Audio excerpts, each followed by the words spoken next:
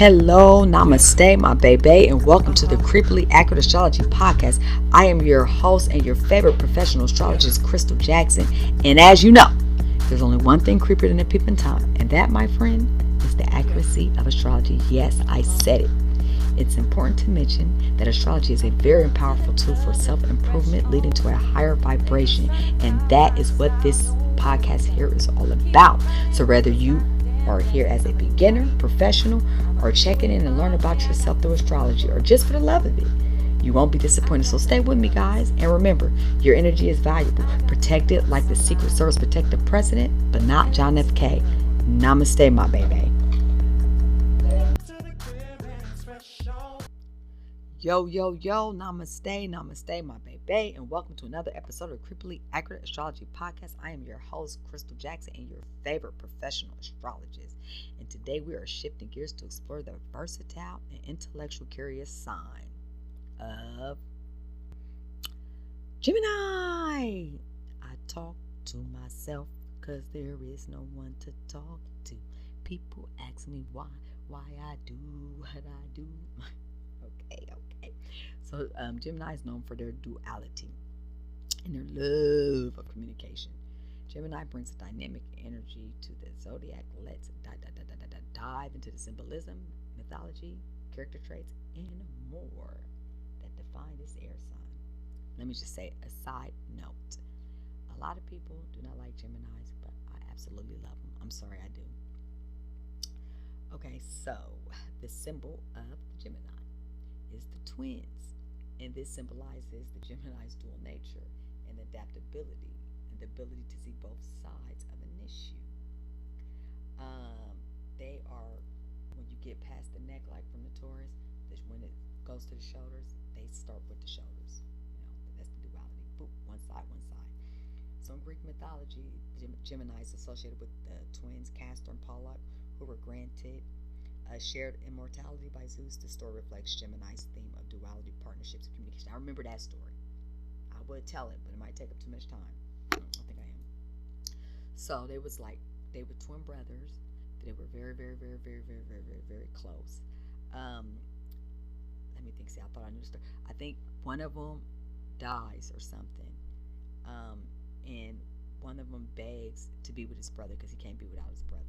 So they sent them up together as two, they put their bodies together and sent them up to the constellation, something like that. Look what I'm talking about, another story. I did do a lot of the mythology though, because I'm gonna tell you, when you're studying the zodiac signs and stuff, the mythology of it helps too, because if you know a story, a lot of times the story associates with the sign, so you can go back and really understand the sign. Oh, okay, so that's a good way to start. If you like mythology, I love it. Okay, so let's talk about the astrological details.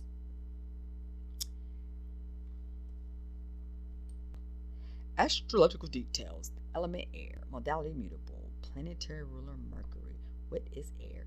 Air is intellectual. It's communications. It's inspiration. It's your mental, your thoughts. What is mutable? Mutable is adaptable. Mutable is the ability to change, to move.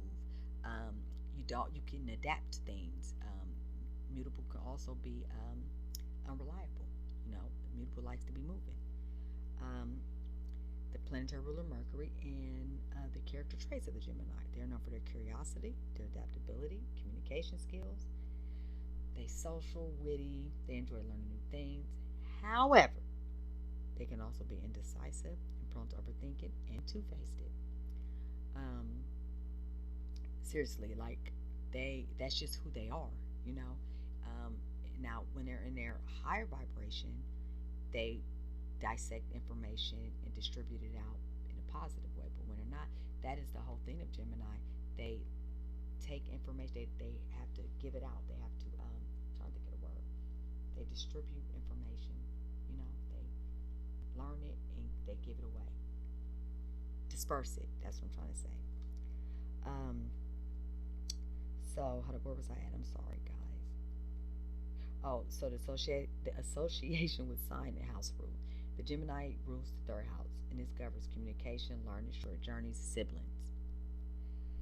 Let's talk about the decans. the decans of Gemini. The first decans, May the 21st, May the 31st, is ruled by Mercury. This emphasizes communications, intelligence, and versatility. My dad is May the 24th. Very smart. Rest in peace, father. Very, very smart man. Very smart. Second decan is June the 1st, June the 10th, ruled by Venus. This adds a charm, social grace, and a love for aesthetics. One of my best friends slash cousin is June the 1st, and this describes her. Third decans, June 11th, June 20th, ruled by Uranus. This brings innovation, originality, and a rebellious streak to their personality. Another friend, best friend slash cousin. Well, I'm going to say she's more like family. Rest in peace, Mika. She was June the 12th. This was definitely her. Very rebellious, very original, very innovative. Okay, so know that. The accuracy of astrology is pretty creepy. I'm trying to tell you now. I'm going to tell you. We're going to break some stuff down. I had to just get the zodiacs out the way. And the sad thing is, I will be talking about zodiacs again. Sun, Moon, Gemini. Characteristics. Sun, Moon, Rising, characteristics. Well, I was trying to come in all tough and stuff, Mess that on up. I'm not editing it out, though. Okay? I'm sorry, guys. I love you, but I can't edit it out. So, you can either be a Sun, a Moon, or a Gemini Rising. You could be all three of them. But I'm just saying, the Gemini characteristics doesn't change. But if you're a Sun Gemini, it'll reflect your personality. If you're a Moon Gemini, it'll reflect your emotions. If you're a Gemini Rising, it'll reflect how others see you and how you present yourself to the world. So if you're a Sun in Gemini, you are curious, adaptable, you love to engage in stimulating conversations, and you're often seen like as a social butterfly of the zodiac. If you're a Moon Gemini, emotionally, you're a Moon and Gemini individuals, y'all need variety and mental stimulation. Y'all very communicative and often process your feelings through talking or writing. And if you're a Gemini Rising, you give off a youthful, lively, and a communicative approach to life. You're a very quick thinker, and you often juggle multiple interests at one time. Now, we are moving on to the compatibility, the detriment, and the opposition of the Gemini. Knock, knock. Who's there? Jim. Jim who? Gemini. Oh man, okay, we all need to laugh. Okay, all right. So, compatibility. Gemini element signs. Gemini is most compatible with air signs and fire signs, and that would be Libra and Aquarius, and Aries, Leo, and Sagittarius. The detriment of Gemini is the Sagittarius, where intellectual curiosity can be overwhelmed by a desire for broad, overarching truth. So, basically, the Sagittarius is more like overarching truths. That would be the Sagittarius, where Gemini is just intellectual curiosity. And you got the opposition, which is Gemini. This highlights the balance between the detailed, communicative Gemini and the big picture thinking. So, like, let's just say Gemini is a spokesperson, and Sagittarius is the preacher.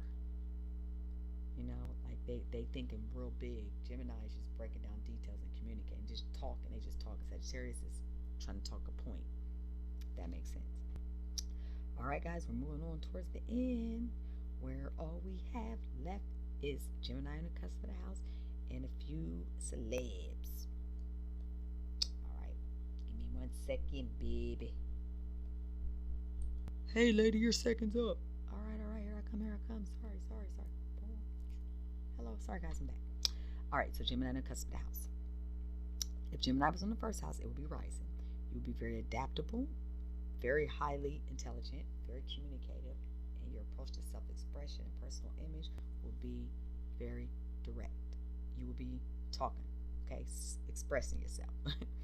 If you had it on the second house, you'll be versatile and intellectual in your approach to financial matters. So you'll be juggling multiple incomes. Third house, very curious, communicative, a strong interest in learning and sharing knowledge. That'll be a strong, like, probably a writer. depending on what planet was there. The fourth house, you'll be very adaptive, communicative, and you with your family matters. You'll have a strong connection to your siblings. Fifth house, you'll be creative and playful in romance and artistic pursuits, and you'll be often seeking intellectual stimulation and love bug. Your sixth house, multitasking and versatile in work and health routines with the need for variety. Wherever Gemini is where in your chart is where you seek variety. Remember that. The eighth house. Did I already say the seventh house? I don't believe I did. Did I say that? I did. The eighth house is a deeper intimacy, share resources, and transformation, rebirth, death. So this will make you curious and investigative in matters and share resources and intimacy. The ninth house, higher learning, foreign places, faith, spirituality.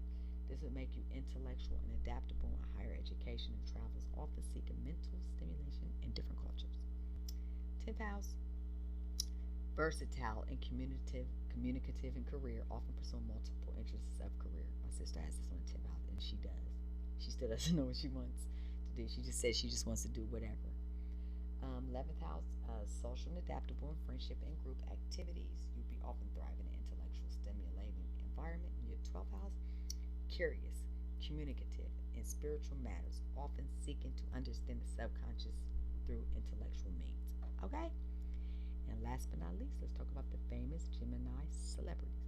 You got Johnny Depp and Marilyn Monroe with their sun in Gemini, and Angelina Jolie and Kanye West with their moon in Gemini. No, I'm sorry, that's wrong.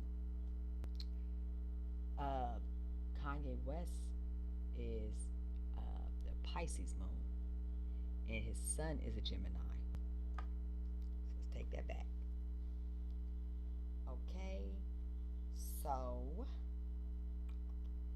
let's close the door on this one, and I'm sorry to see you go.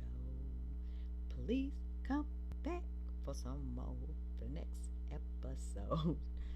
All right, guys, seriously, thank you so much for showing up again. If you're new here, come back. If you've been here, hey. If you, whatever the reason is you're here, thank you. I appreciate it. Subscribe, like, share, tell your friends about it, and just listen, because there's more to come. Also, I want to say we broke that Gemini down, baby. We talked about the mythology, the symbolism, the characteristics, the compatibility. We talked about them on that 12th house cusp. All the 12th house cusp. We talked about the decans. We talked about everything. So